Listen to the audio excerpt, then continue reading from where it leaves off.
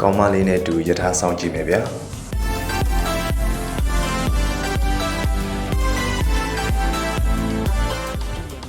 သမောပန်ခဲမှာလေးပြီးတော့ China Town ကိုဆက်သွားပါမယ်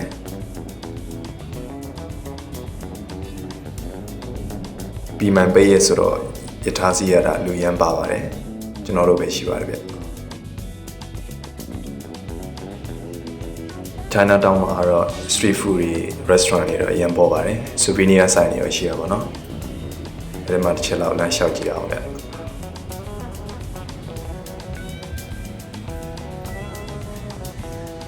ကျွန်တော်ကတော့တကယ်ချင်းအရင် recommend ပေးနေလို့ coconut smoothie တွေ try ကြည့်ပါတယ်ရတာတော့အတော်လေးရှိပါတယ်နော် delicious ပါ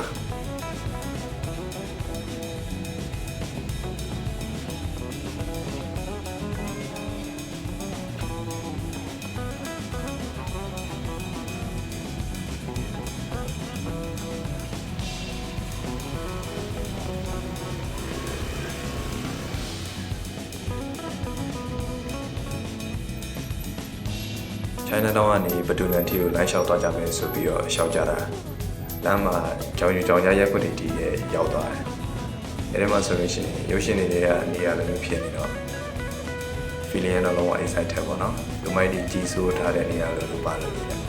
ဒါပေမဲ့ဖြည်းဖြည်းနဲ့ဘဒူနန်ဘက်ကိုရောက်သွားတာပေါ့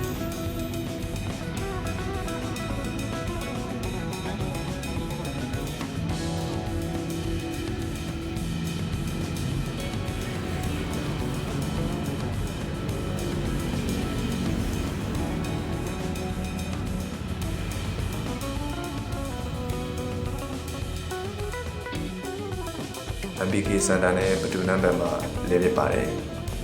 လဲပြီးတော့ပြန်ပါပြီဗျယထာဆောင်တော့ကောင်မလေးနဲ့အတူစောင့်ပေးမလို့ပဲဒါပေမဲ့အတူစောင့်ပေးလို့မရတဲ့အကြောင်းရင်းရှိပါတယ်